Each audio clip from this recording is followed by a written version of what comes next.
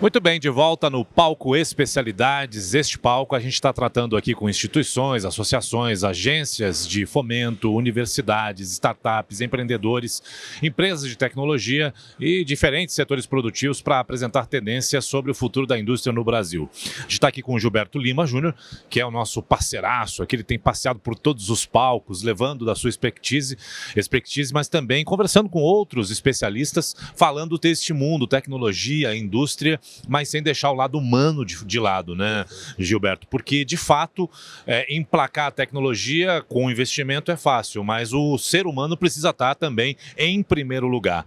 Inovar para competir, impactos da política pública na competitividade da indústria, sem esquecer também das legalidades que fomentam tudo isso. Gil, como é que você tem enxergado o fórum, como é que você tem enxergado as conexões com as pessoas aqui no fórum? Eu acho que a grande novidade é ter um ambiente em que se congrega, se integra diferentes dimensões e perspectivas de um país que precisa, a partir da retomada do crescimento da indústria, olhar para as muitas facetas que isso envolve. Envolve educação, desde a básica à educação profissional, educação industrial. Envolve urgentemente renovação de Parque Fabril baseado em tecnologia, baseado em inovação tecnológica, ciência, pesquisa. Envolve faceta do tipo comércio, a dimensão do que é o novo posicionamento da competitividade global. Todos esses aspectos relacionados à formação profissional, relacionado ao modelo de país que a gente quer, qual o grau de prioridade, que linhas, vamos dizer, de setoriais terão maior potencialidade no nível de desenvolvimento e da competição do Brasil frente ao mundo, mas envolvendo todos os outros aspectos que a própria tecnologia tem impactado, que é o conjunto de crença, que é o conjunto de valores, né, que é o conjunto do humano, propriamente dito, como você bem colocando. Nós estamos hoje convivendo com 9 gerações ao mesmo tempo e é a primeira vez que isso acontece na história. Todas com pensamentos muito distintos. Porque tem gaps, né? Então, tu imagina que não seria nada impossível ter meu avô, que me dera, de 96 anos vivo, um pai de 70 e tanto, eu com meus 50 e pouco, filho de 30, neto de 10. Se você soma isso das 5 gerações, e isso no ambiente corporativo, no mínimo de 3 a 4 gerações estão convivendo. Então você vai da geração prateada à geração Z. Exato. Né? Então o problema, como você bem coloca, é o gap. Né? O meu pai acreditava que a menina que se tatuava não era uma menina séria, na crença dele. Verdade. Que o menino ia ser bandido. A menina virou presidente de empresa, o menino virou dono do seu nariz também bem sucedido, e não tem nada a ver a tatuagem dele com a relação de competência, de contribuição para a vida, para a sociedade. No entanto, se você administra e cria uma ponte entre essas gerações, a chamada intergeracional, né? E trabalha de uma maneira consistente, aproveitando a experiência do passado. É uma ambidestria, né, que se lida com diferentes tempos. No presente e no futuro, o potencial das empresas que estão fazendo isso é colher grandes resultados, inclusive financeiros. Eu estou muito ansioso em te ouvir e também aproveitar para falar que o governo brasileiro está aberto, né, para essa discussão. A gente teve aqui na abertura o vice-presidente, que também é ministro do desenvolvimento, falando sobre a nova indústria brasileira e os investimentos que o governo quer fazer a partir, claro, do ponto de vista de interesse também da sociedade industrial. São 347 bilhões de reais apontados na chamada NIB, a Nova Indústria Brasil.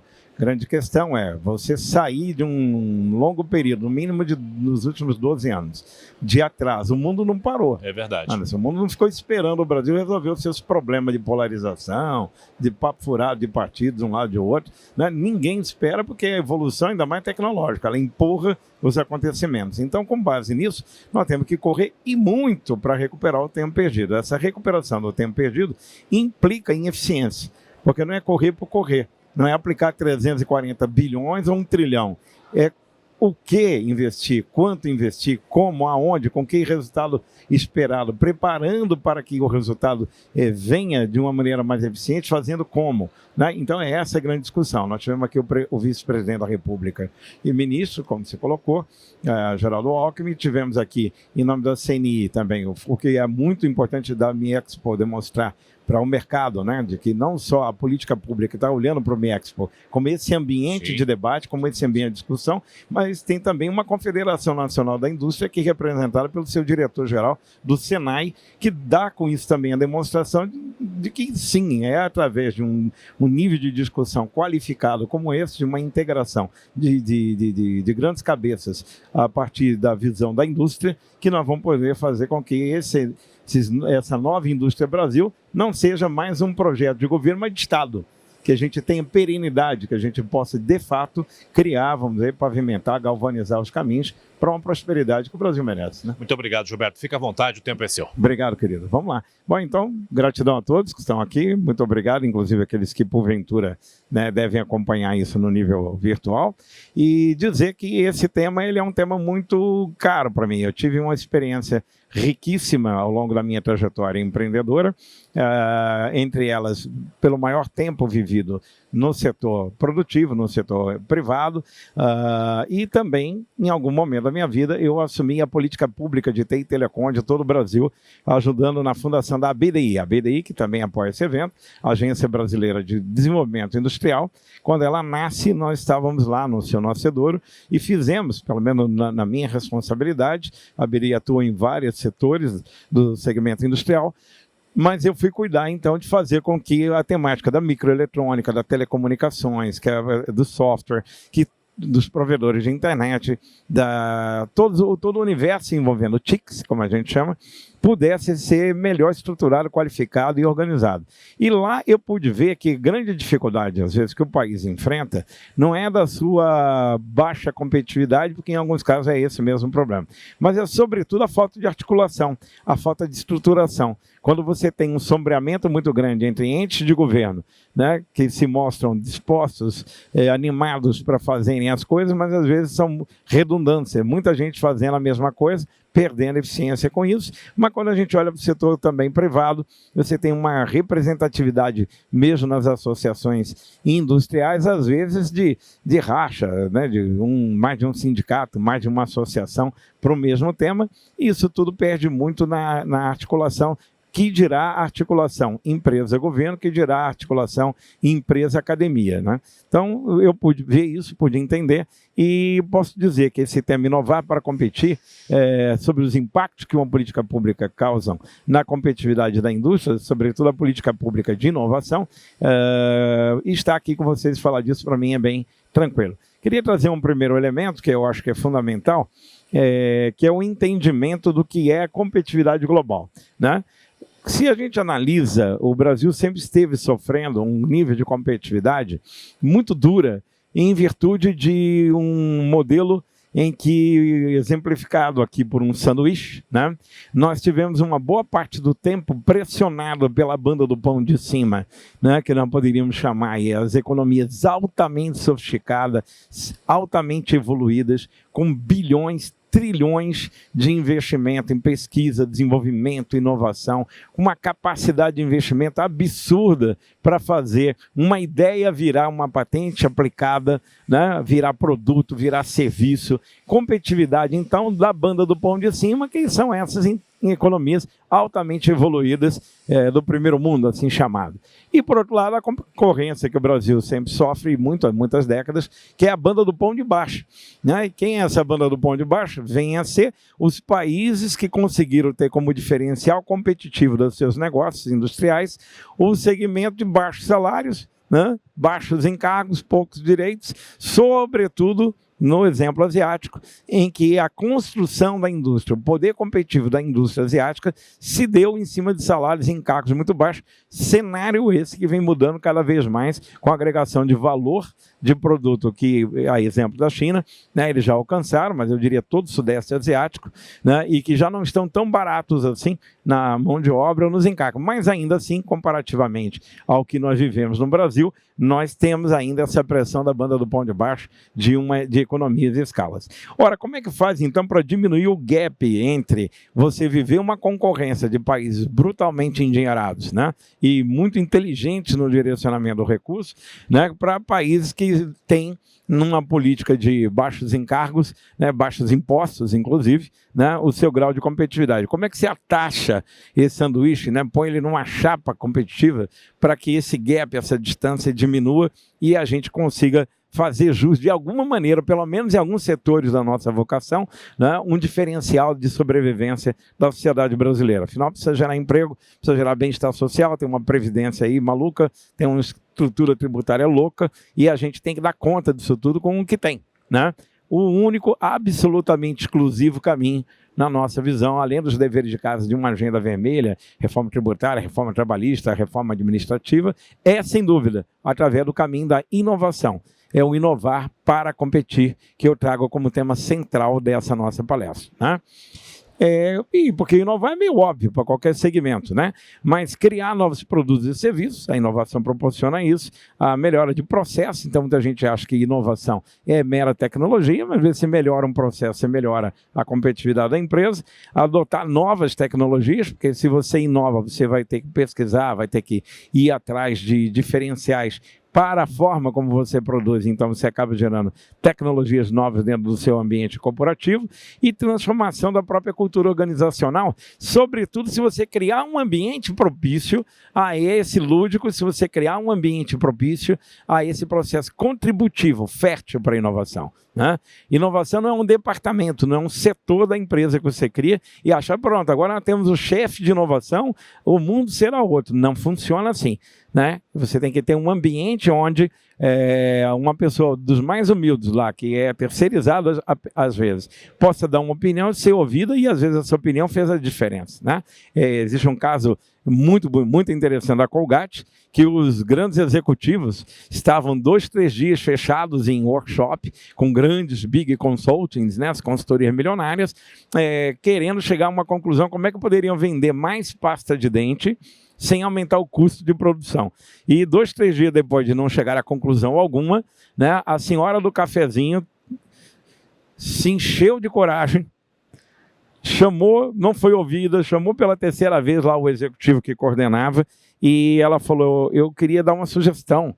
Mas o que a senhora entende disso? É só abrir mais o buraco da saída da pasta, do tubo de pasta de dente, que aí você vai ter um volume de venda maior, né? Acaba mais rápido, renova mais rápido e você não teve 1 centavo de custo e isso é um case real, né? As vendas multiplicaram porque alguém foi ouvido. O problema é que tem muito custo de oratória, mas custo de escutatória tem poucos, né? E dentro das organizações a inovação às vezes peca por um aspecto simples de cultura. E os benefícios são óbvios, né? Para cada dólar investido aqui no Brasil, a gente tem 1,5 a 3 empregos gerados, né?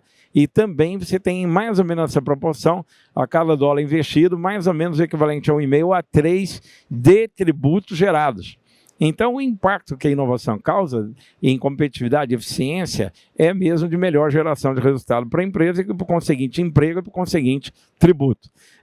Vantagem competitiva, porque se você não inova e o concorrente inova, você perde mercado, aumento da receita, redução de custos e esses outros itens que realmente são fundamentais.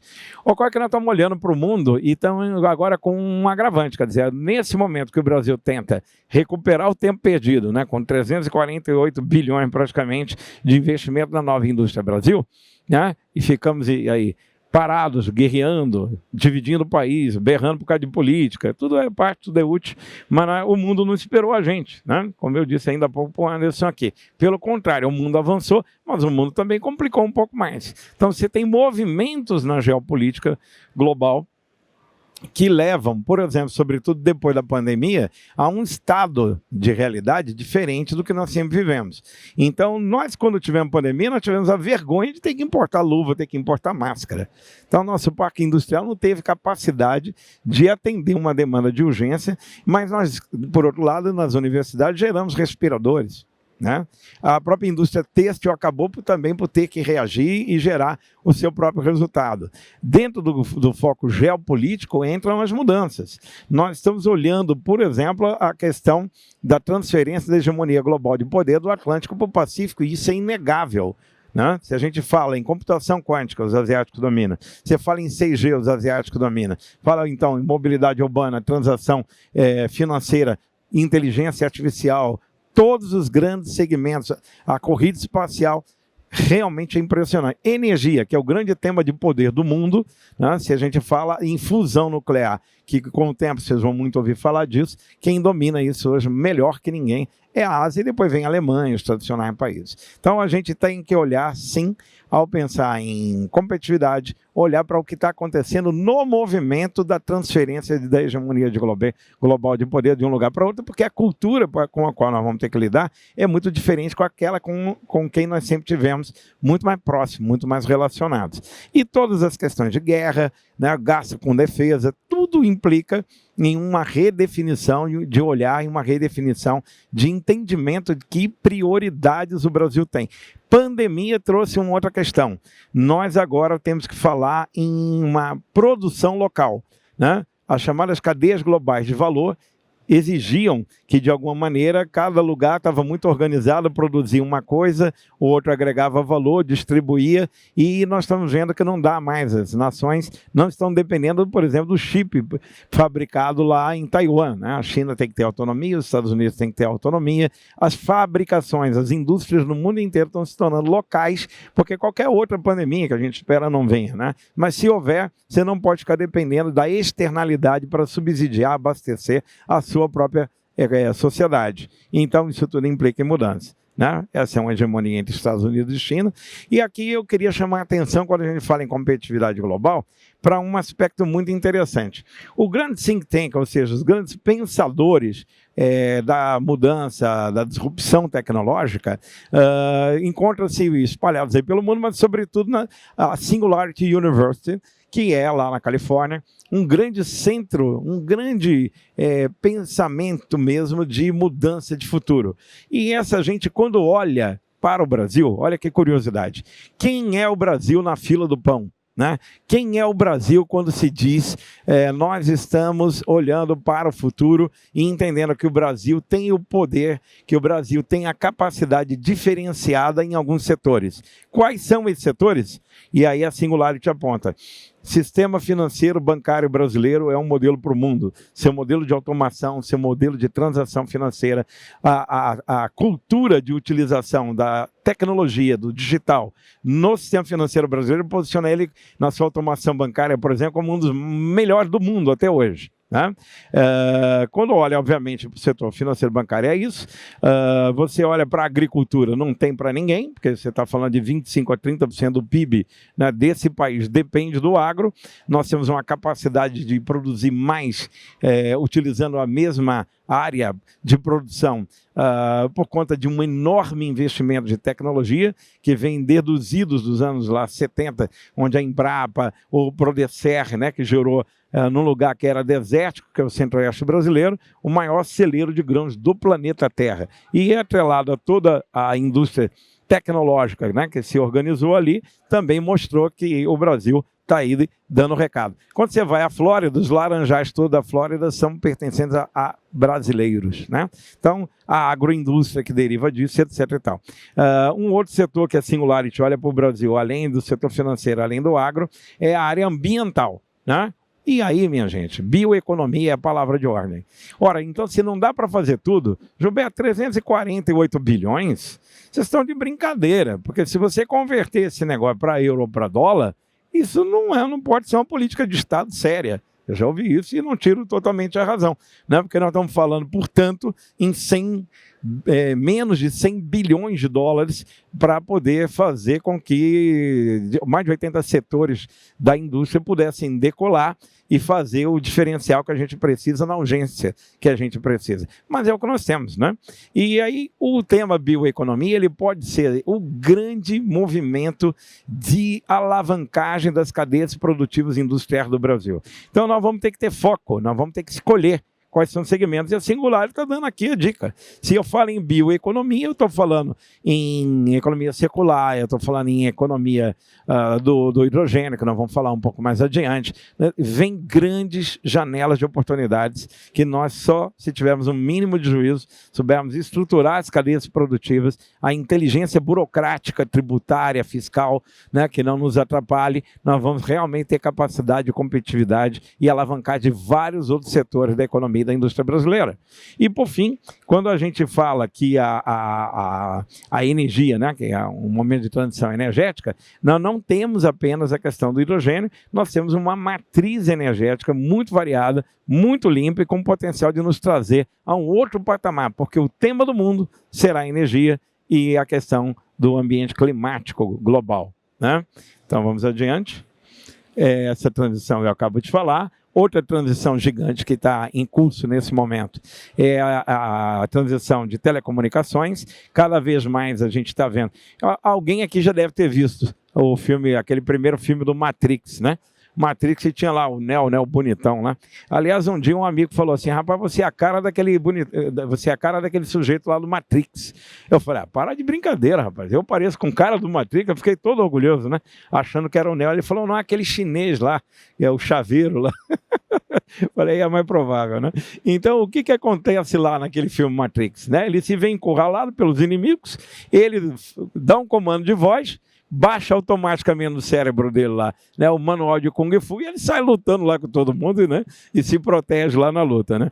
Esse ato, isso é uma brincadeira para dizer, dele dar um comando de voz e baixar a informação que ele precisa, o nome disso é baixa latência. É a velocidade com que você acessa um dado. Ora, então, o que faltava para o mundo dar um salto que eu chamo exponencial em termos de mudança tecnológica?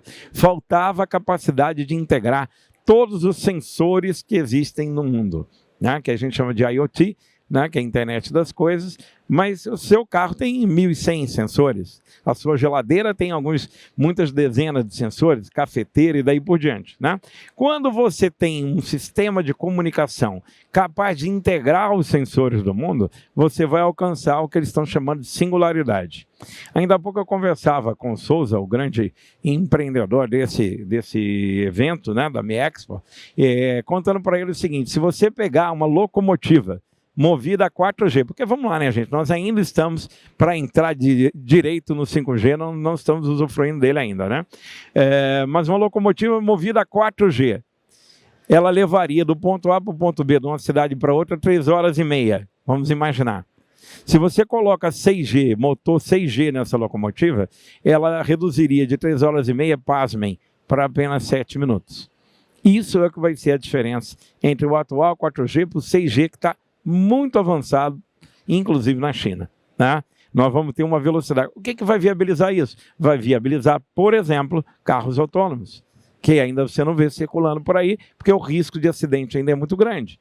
Mas se os sensores tiverem uma velocidade muito rápida de detecção, como essa tecnologia 5G e a 6G principalmente vai permitir, você tem a viabilidade disso. E aí eu vou mostrar algumas coisas.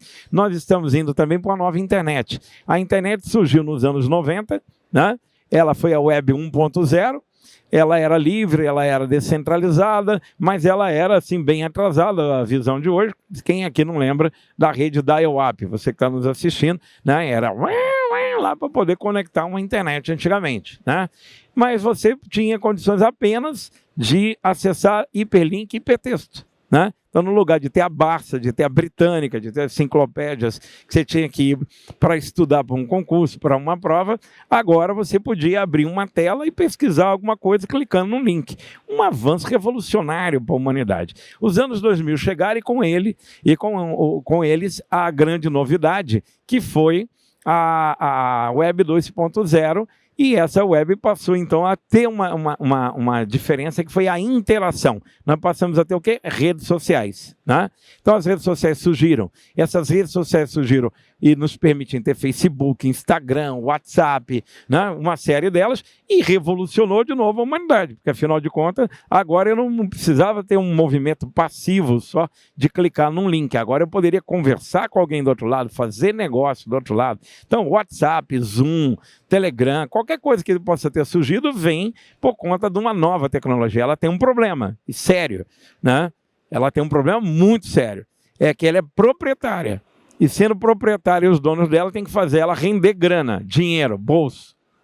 Na medida que é assim o jogo, então quanto mais pancada, tiro e bomba eu puder estimular na rede, né? sabendo tudo que você vê, tudo que você gosta, cada vídeo assistido, cada estudo que você fez de algum tema, o algoritmo vai te entregar aquilo que você acredita. Os videozinhos do que você vai gostar de ver. Para quê? Para te prender mais tempo na internet, né? Mundo, pesquisa mais recente, 5 horas e 56 minutos na frente de uma tela. Brasil, Colômbia, África do Sul e Filipinas, 10 horas por dia na frente de uma tela. Isto é terrível, inclusive do ponto de vista de né? Questão neural, a plasticidade cerebral, né? A intoxicação tecnológica, né? Os problemas de saúde decorrentes de postura, né? Tem uma série de problemas que o mundo está olhando para isso. E aí, finalmente, a gente tem que considerar e questionar que a sua privacidade de dados foi para o beleléu, né? E você tem riscos eminentes, reais, né, dessa Web 2.0, que gerou 560 bilhões de dólares para o bolso dos donos dela no ano passado, né? Ela sim tem que ser regularizada, regulamentada. Ela sim tem que ter freio. O governador de um país democrático, de cabeça aberta, chamado Estados Unidos, que é o governador da Flórida, conseguiu aprovação e ano que vem, meninos e meninas até 14 anos de idade não poderão ter acesso a redes sociais, ponto.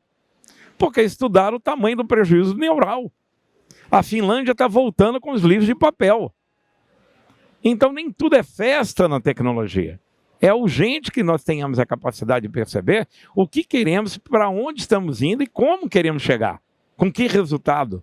São perguntas permanentes. Sendo assim, nós temos, por exemplo, por gerar 560 bilhões de dólares, porque essa confusão de pancada, tiro e bomba, inimizades em família, um amigo meu falou, rapaz, estou aliviado, meu pai faleceu agora e não tem um mês que a gente recuperou a amizade, porque ele era totalmente de direita, eu e meus irmãos totalmente de esquerda. Pelo amor de Deus, separatividade algorítmica. Viés algorítmico. Acordemos, né? Então a tecnologia ela não pode servir para essa finalidade, ela tem que integrar, melhorar a vida, qualificar, né, a visão, a sua percepção. Nós temos numa tela do celular uma biblioteca de Alexandria. Não é possível que a gente só está usando para fazer o TikTok. Eu adoro dançar, mas não é possível que seja só para isso, né?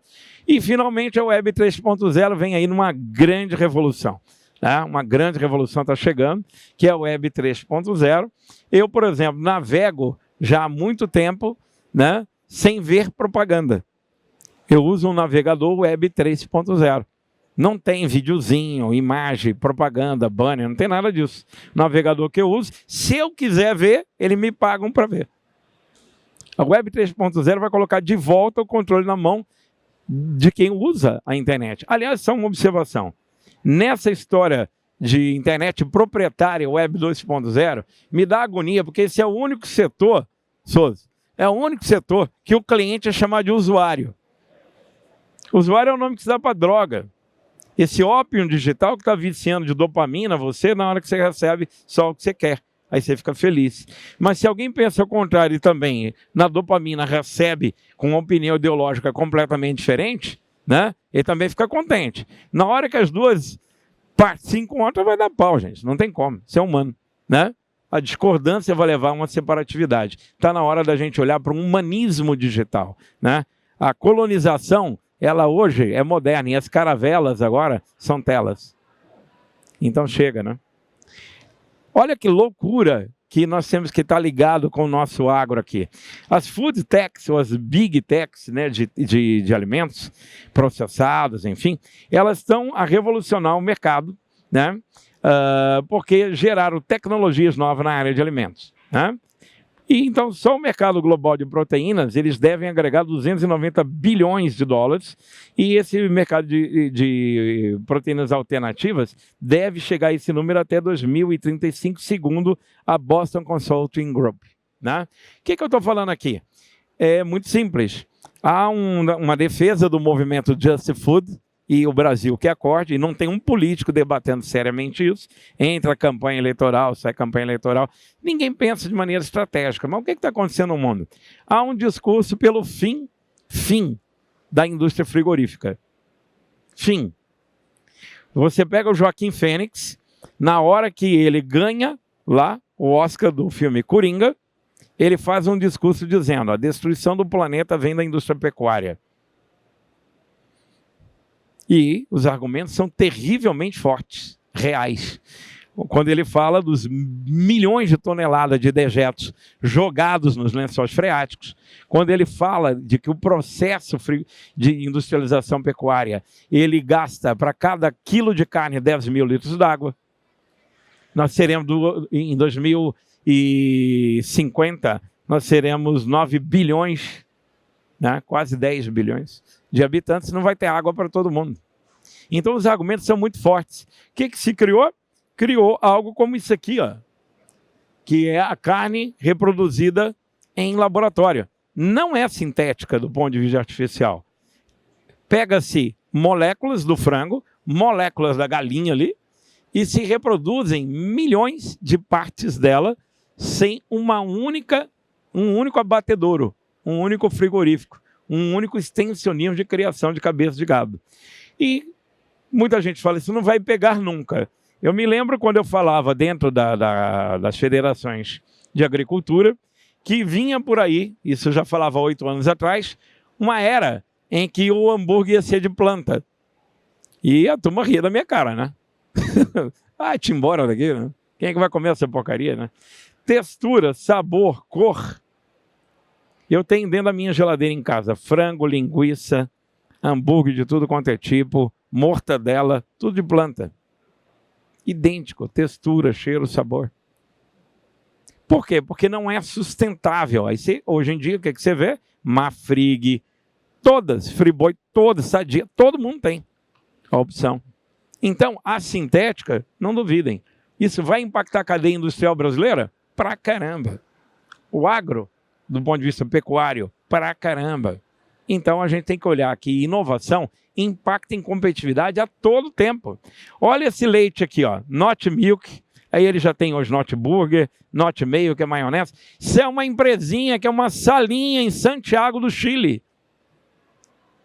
Ninguém menos do que o Jeff Bezos da Amazon descobriu essa empresa, que é uma empresa, numa salinha, né, de inteligência artificial. Eles conseguiram isolar, começaram com leite, enzimas de leguminosas, oleaginosas, milhares delas, usando IA, e conseguiram chegar a textura, sabor e cheiro de um produto mais idêntico possível do leite. Alguém já tomou aqui o Not Milk alguma vez? Não. Se tomar, se eu não te falar nada, dizer uma vitamina de abacate, de banana lá para você tomar ele com café, e eu não te falar nada, eu te engano. Jeff Bezos liderou o investimento de 30 milhões de dólares na empresa. Ele comprou o Whole Foods americano, quem conhece Whole Foods aqui sabe, né? Uma gigantesca, tipo um Walmart, uma cadeia imensa nos Estados Unidos, só de alimentos orgânicos e sustentáveis, com impacto social. E pronto, essa empresa agora virou global. Virou global. A partir do Whole Foods, o mundo inteiro conheceu, ela está vendendo para o mundo inteiro. Ora, isso é inovar, isso é tecnologia, impactando diretamente produtividade, comércio exterior. Nós temos a oportunidade de perder em algumas frentes, mas ganhar muito. Ninguém vai ser melhor que o Brasil, mesmo em planta, em hambúrguer de planta. Mas é uma pivotagem da operação. Se o setor não está atento, vai quebrar. E quantos empregos perdem? Então nós temos que acordar, quando fala em competitividade, para algo real. Não tem romantismo na competição. Essa cena que vocês estão vendo aqui, né, é uma imagem de impressora 3D. Está ali, ó, na frente ali no stand, que da Beam Expo, tem lá as impressorazinhas fabricando peças, imprimindo 3D. É ainda o primeiro movimento, né? O que a gente está vendo é a impressão de prédio, é impressão de navios nos Estados Unidos, é impressão de prédio na China, que em 18 dias imprimiu um prédio inteiro de 30 andares. Impressão de carros. E bioimpressão.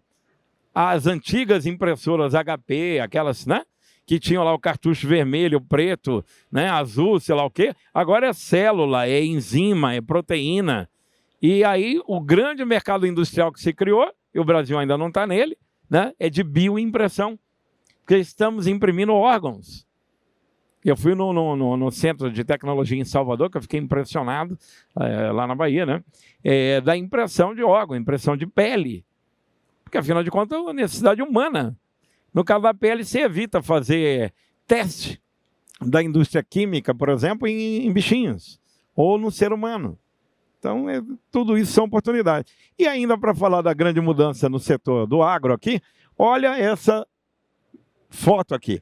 Nós estamos com uma tendência global e alguns países avançados em ter fábricas, fazendas verticais de alimentos.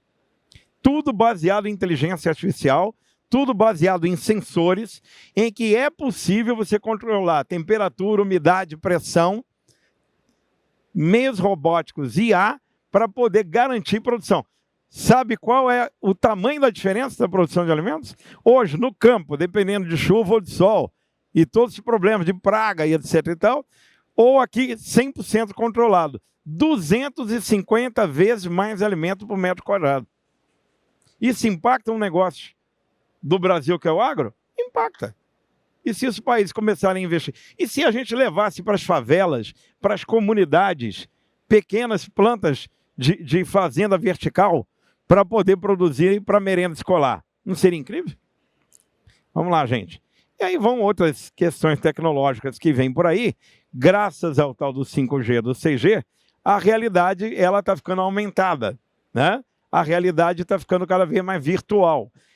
Aquele panelão que você põe na cara, que ainda assim o óculos 3D, está dando lugar para novas possibilidades, como é o caso da parceria da Meta com a Ray-Ban ou do Apple Glass, que estão vindo aí, em que um óculos convencional como esse permite você estender o uso de informações ou capturar determinados treinamentos, capacitações, ou perceber algumas informações do ambiente de maneira muito mais eficiente, sem depender de ninguém, usando tecnologias de realidade virtual e realidade aumentada. E o Brasil, hoje, o maior número de prêmios conquistados em realidade virtual no planeta são produções do Brasil, de uma empresa chamada Árvore Immersive, né? Aqui de São Paulo. O maior número de prêmios, Leão de Cannes, várias coisas estão sendo vencidas. Ou seja, na indústria, você treina o trabalhador para uma plataforma de petróleo, por exemplo. O nível de acidentes da Petrobras reduziu drasticamente depois do treinamento usando. Então, tudo isso são novidades que fazem da inovação um potencial maior da nossa indústria. O mundo está vendo uma corrida espacial. Vem uma gigantesca cadeia industrial do espaço profundo por aí. Eu próprio sou sócio de uma startup aeroespacial, que a gente define como Space Tech, né? E essa pequena startup, em colaboração com a Índia, nós vamos colocar 4 nanosatélites agora em órbita, já no início do ano de 2025, e isso está sendo feito por jovens de colégios públicos de periferia do Brasil. Então, é uma oportunidade enorme em que as tendências de mudanças, os cenários de transformação, seja, como já falamos, da energia, da indústria alimentícia, das telecomunicações, agora falando do aeroespacial, podem permitir que nós tenhamos uma reestruturação do nosso foco prioritário fabril. Isso aqui é uma outra doideira, né, o blockchain. Para quem não sabe, imagina um copo com água, ok? Copo com água. Hoje, quando você vê a computação, ela ainda é a antiga computação dos dados centralizados, correto? Então, num copo com água, se eu quiser contaminar esse copo, eu pego e ponho um veneno ali no copo com água, eu contamino ele inteiro, correto? Alguém que vai tomar morre, né?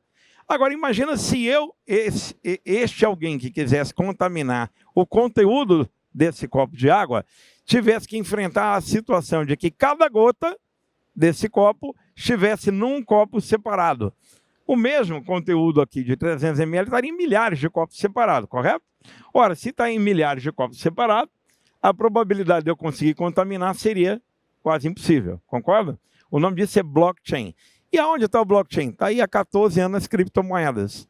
Tudo que você vê do funcionamento global, que parecia uma utopia, né? Ter uma moeda que não tivesse controle de governo, que não tivesse controle de intermediário, como os agiotas do mundo, que são os bancos, né? Eles conseguiram? E no início era mais falado. Isso aí é underground, lavagem de dinheiro. E o que nós vimos? Né? As criptomoedas gerando criptomoeda social, fazendo um movimento global de mudanças, né? Graças a uma tecnologia blockchain. Sabe o que acontece? Essa rede, essa infraestrutura, que vai mudar muito a maneira como nós fazemos negócio, como nós vivemos, ela vai permitir muitas outras coisas. Por exemplo, que as finanças sejam descentralizadas. Está vindo aí o Drex, né, que nós já temos no Brasil, que é o Real Digital. Ele vai começar a funcionar independente de uma operação bancária. Eu vou poder mandar para você um dinheiro, você para mim, diretamente, que eles chamam de peer-to-peer, porque vai estar usando a infraestrutura do blockchain. Né? Você vai descomplicar e retirar intermediários de uma relação financeira. Tem muito mais outras coisas. Os bancos centrais do mundo estão se organizando porque vai ter o euro digital, o dólar digital, o real digital, o yuan lá da China. Né? Daqui a pouco, então, vai ter uma integração dessas operações que vão evitar lavagem de dinheiro, vai evitar tudo isso. Isso graças à tecnologia blockchain. Agora, a tecnologia blockchain ela vai permitir mais um detalhe. Né? Peraí. A tecnologia blockchain ela vai permitir, mas ele só vai para um lado aqui. Você pode recolocar, por favor? Desculpa. Ela vai permitir mais um detalhe. Obrigado. Ela vai permitir com que você, por exemplo, digamos que você compre um pedacinho. É como se fosse um pendrive que tem um certificado dentro. O nome disso é token, tá bom? Blockchain vai permitir tokenização da economia. Imagina aquele restaurante que você frequenta há tanto tempo, se você pudesse comprar um pedacinho dele. Imagina a escola da filha sua, sei lá, comprar um pedaço da escola. Imagina você poder comprar um pedaço do posto de combustível onde você mais abastece. Óbvio que se eu comprei um café onde eu mais frequento, um restaurante, eu vou levar meus amigos para reunir e fazer negócio aonde? Nunca é meu, né? Isto, com estrutura blockchain, vai permitir eu comprar frações. Eu poderia virar sócio do dono dessa feira aqui, do dono desse evento, e ter um token que me dá direito a ser proprietário de um percentual do negócio dele sem maiores complicações. Né? E o dia que eu quisesse vender, né, esse token, lá da minha padaria, da escola da minha filha, do restaurante, aquela rede de pessoas que está no blockchain, elas compram a liquidez imediata. Eu não preciso ficar casado com isso o resto da vida. É bom para quem é dono do negócio e, inclusive, para quem pensa em se aposentar de um jeito diferente. Eu posso, por exemplo, comprar uma safra de soja. Tem um cara lá no Japão que comprou um pedacinho do token da safra de soja de Goiás aqui. Tem eu comprando um pedacinho dessa safra, tem vocês, né? E nós não nos conhecemos. Eu, por exemplo, tenho um token de uma sala comercial que eu comprei com 200 sócios que eu nunca vi na vida, lá em Porto Alegre, não tem nem ideia onde ela fica.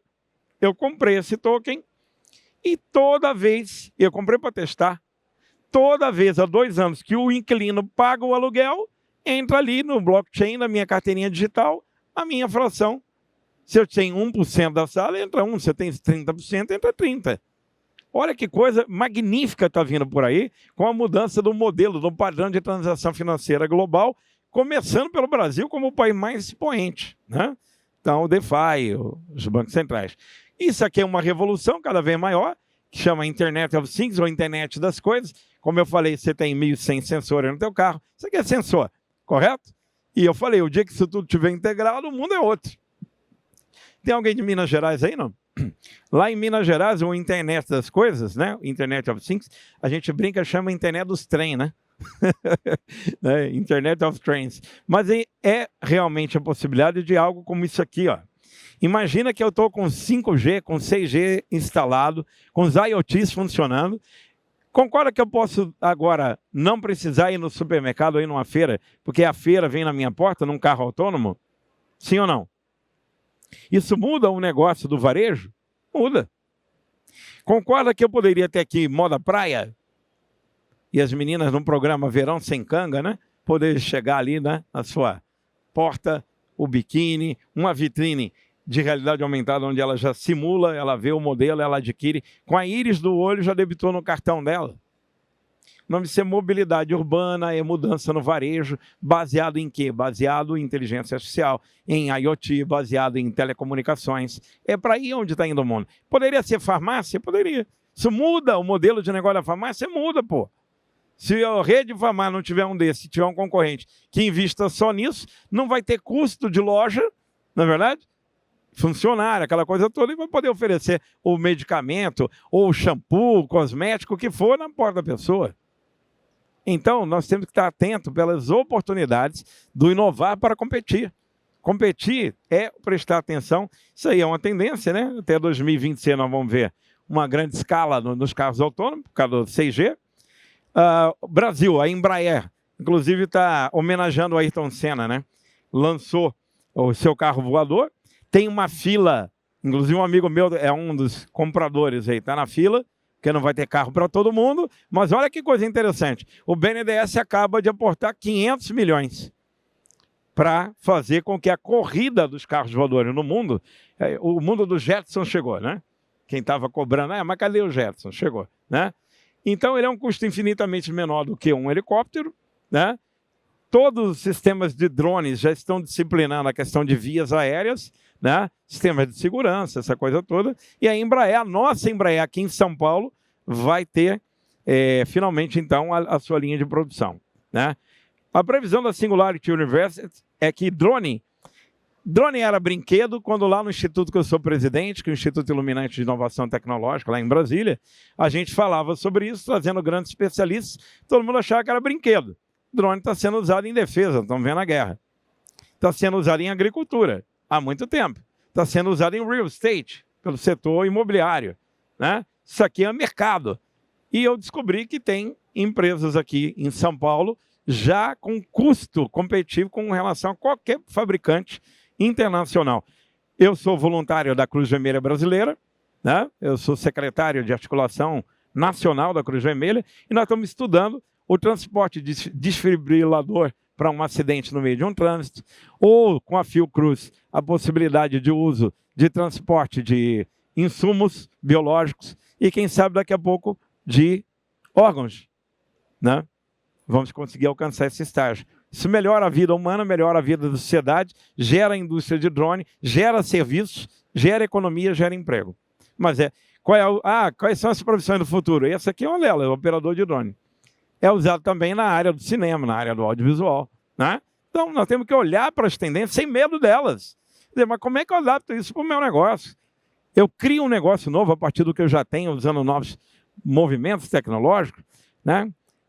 Na China já existe uma fábrica de produção de carro 100% automatizada, robotizada, e agora a Xiaomi, não sei a melhor pronúncia, né? Xiaomi, já tem agora uma linha de produção de aparelho de celular que é um celular segundo. Totalmente automatizado. Então, você ou luta... A China já tem 900 indústrias de robôs industriais que ela está abastecendo as plantas industriais do mundo com seus robôs. Então é óbvio que nós não temos como lutar muito contra isso, ao contrário, nós temos que entender como adaptar o Parque Fabril, mas o que fazer com o humano, que de alguma maneira não vai estar mais na linha de produção. Essa é uma discussão que tem que ser feita. Não dá tempo aqui. A realidade aumentada na medicina, isso aqui que eu vou mostrar é uma revolução. Viva as mulheres da ciência e tecnologia, né? Tanto a Emmanuelle quanto a Jennifer, ela francesa, ela norte-americana, ganharam um prêmio Nobel da edição do DNA. Vamos lá.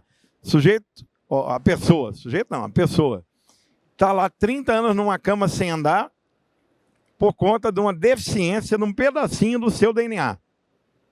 O que elas conseguiram fazer? A tesoura genética, a tecnologia CRISPR, em que se recorta aquele pedacinho do DNA falho, pega aquele código falho de origem, que está lá levando a pessoa 30 anos a uma cama, e cola no lugar do código recortado, e a pessoa recupera a sua capacidade... Recupera não, desenvolve, né, porque nunca andou, a sua capacidade locomotora. Ou numa córnea, que vai recuperar a visão de alguém. É fantástico ou não é? É magnífico. Agora, se isso é mal utilizado, tem uns malucos usando essa tecnologia para auto-hackeamento. Aí tem que regular. Como é que não regula?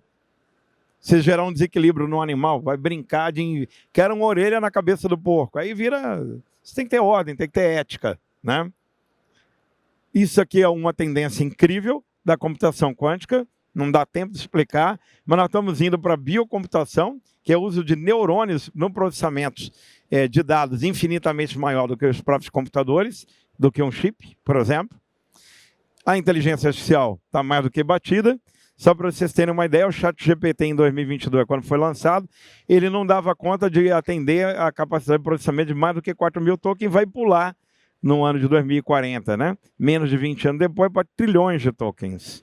Nós temos aqui, entre 2040 e 60, segundo a McKinsey, né, uma automatização da metade de todo o trabalho humano. Eles previam isso.